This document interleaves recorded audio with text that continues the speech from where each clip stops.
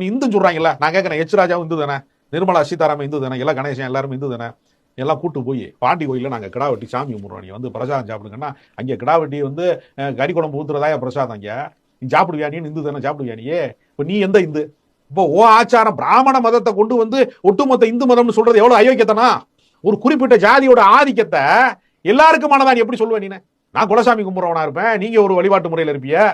இப்போ வந்து என்ன பண்ணுவேன், முன்னோர் வழிபாட்டில் வந்து எங்க மூத்தாள் இறந்து போயிட்டாரு, பெரியவர் இறந்து போயிட்டாரு அப்படின்னு சொல்லிட்டு அவன் வந்து கருவாடு இதெல்லாம் வச்சு சுருட்டுலாம் வச்சு சாராயம்லாம் வச்சு சாமி கும்பிட்றானா இல்லையா, நினைவு நாள் கொண்டாடுறானா இல்லையா, தவசம் கொண்டாடுறானா இல்லையா?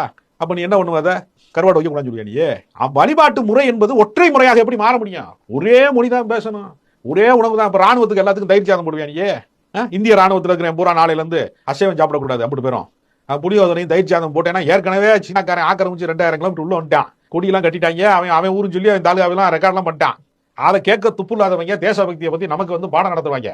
அதனால நீ வேணா நாளை வந்து வேணா இந்திய ராணுவத்துக்கு தயிர் சாதம் புளியோதரை போடு, ஊறுகாயம் போடு, சாப்பிட்டு விட்டு அவன் எப்படி போரிடுறான், எப்படி வந்து ராணுவத்தில் வந்து வேலை செய்யறான்னு வேணா பார்க்கலாம்.